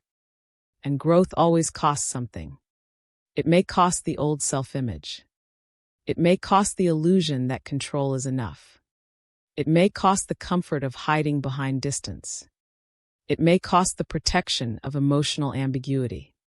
It may cost the identity built around never needing too much. It may cost the version of him who could stay admired without becoming fully known. This is why emotional intimacy can feel like an initiation. Not in a dramatic, mystical sense necessarily, but in the deepest human sense.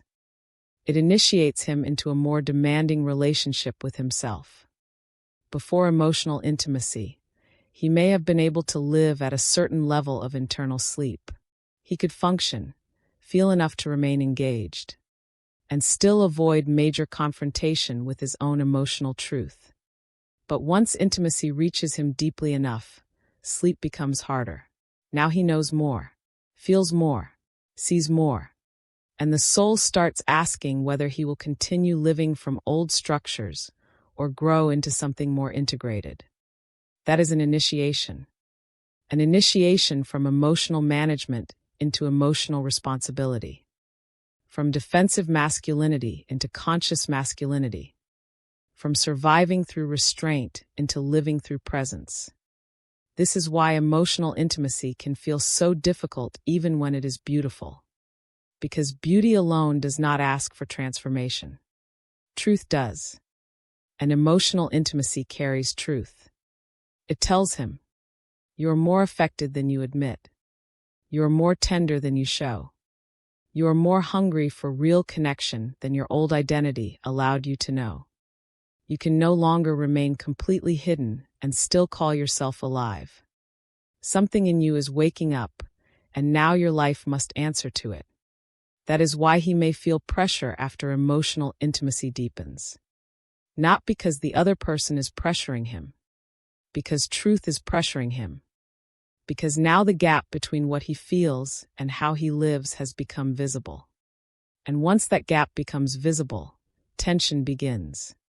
He may feel it in silence, in restlessness, in the strange sense that his old life no longer fits as easily, in the discomfort of surface-level interactions, in the awareness that certain habits are no longer bringing him peace, in the ache of knowing what emotional truth feels like and not yet knowing how to embody it consistently. This is what growth often feels like in the beginning. Not inspiration alone. Tension. Because tension is what happens when the soul begins pulling a man toward a larger life than the ego knows how to manage. He may still resist, still retreat, still go quiet, still try to reclaim old forms of control. But even in resistance, the call remains. That is what makes emotional intimacy so powerful. It does not just create a moment. It creates an ongoing demand for alignment. Alignment between what he feels and what he chooses. Between what he knows and how he lives. Between the self that has awakened and the self that still wants to remain unchanged. And perhaps that is why this stage can feel so lonely. Because growth often happens inside before anyone else can see it clearly. He may feel himself being stretched, confronted, refined, undone, and called forward all at once. He may not know how to explain that to anyone. He may only know that emotional intimacy is no longer something he can simply enjoy from a distance. It has become a mirror, a pressure, a sacred discomfort. Not because it is harming him, because it is asking him to stop hiding from his own becoming. That is what makes it spiritual. Not in the language of fantasy, but in the language of transformation. A spiritual experience is not always one that feels peaceful right away. Sometimes it is the experience that reveals what the soul can no longer tolerate. Emotional numbness, surface-level living, hiding behind role, loving through performance, calling avoidance maturity, calling distance peace. Once emotional intimacy has shown him something deeper, those old ways begin losing authority. And that loss of authority can feel painful, because now he must choose. Will he keep living from the old self? Or will he let the intimacy initiate him into something truer? That is the growth. It is not automatic. It is not guaranteed. But it is being asked for. And that asking can be relentless. It may show up in his thoughts, in his memories, in the way the connection stays with him, in the way ordinary life begins to feel less satisfying, in the way he starts noticing when he is betraying his own deeper truth. That is why emotional intimacy feels so hard, because it no longer lets him remain divided without consequence. It makes the division hurt. It makes the split between the inner and outer life more visible. It makes the old self feel too small. And once that happens, some kind of growth becomes inevitable, even if slow, even if resisted, even if painful. This is the deeper truth of Chapter 9. Emotional intimacy feels so hard because it calls the divine masculine into growth. It asks him to move beyond control into presence, beyond avoidance into honesty, beyond performance into embodiment. It becomes an initiation into a more conscious form of masculinity, one where he can no longer live only from the strategies that once kept him safe. It demands alignment, truth, and emotional responsibility. And because that demand touches identity itself, it can feel heavy, sacred, and overwhelming all at once. But that does not mean the difficulty is meaningless. It means something real is happening. It means the soul is no longer willing to settle for a half-lived life. It means the heart has touched a level of truth that now requires response. And if he answers that call, however slowly, however imperfectly, emotional intimacy will not only have touched him, it will have transformed him. Chapter 10. What emotional intimacy is really doing to him. In the end, emotional intimacy does not hit the divine masculine so hard because he is weak. It hits him so hard because it reaches what is real. That is the deepest truth beneath everything we have explored. It is not just that he feels love. It is not just that he feels fear. It is not just that he feels seen safe, vulnerable, conflicted, or changed. It is that emotional intimacy touches all of those layers at once, and in doing so, it reveals the man to himself. That is why it is so powerful. Because emotional intimacy is never only about closeness. It is about revelation. A man can live a long time without fully confronting himself. He can function well. He can look strong. He can stay composed. He can be admired, desired, respected, and even loved in partial ways.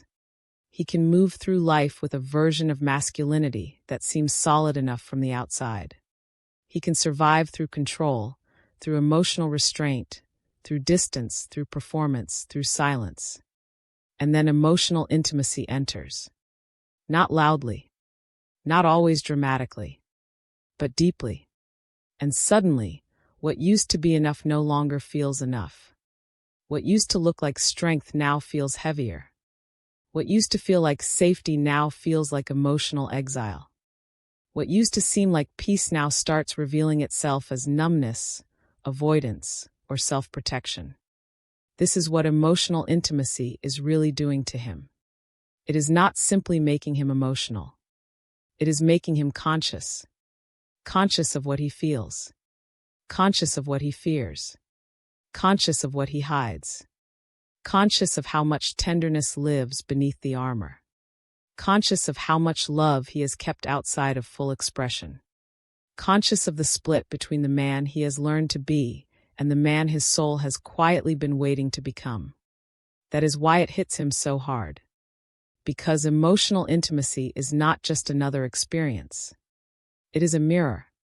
And once a man truly sees himself in that mirror, he cannot return to the same kind of unconsciousness. He may still resist, still delay, still go quiet, still struggle to embody what he feels. But something inside him has already changed. Because now he knows. He knows that he is more affected than he admitted. He knows that being deeply seen matters more to him than he thought. He knows that safety touches him more deeply than attraction alone. He knows that his wounds rise where intimacy becomes real. He knows that the old role cannot fully hold the truth now awakening inside him. That knowing is sacred, not because it is always comfortable, but because it is honest. And honesty is where real transformation begins. This is why emotional intimacy often feels like both a gift and a burden to the divine masculine. A gift, because it gives him something rare, the experience of being emotionally reached beyond function, beyond performance, beyond role. A burden, because once he has been reached like that, he can no longer fully pretend that the old life is enough. He cannot fully pretend that distance is peace. He cannot fully pretend that being admired is the same as being known. He cannot fully pretend that staying in control means he is actually free. He cannot fully pretend that he is not longing for more truth, more depth, more emotional rest, more wholeness. And this is why emotional intimacy changes everything. Because what it awakens is not just feeling. It is self-recognition.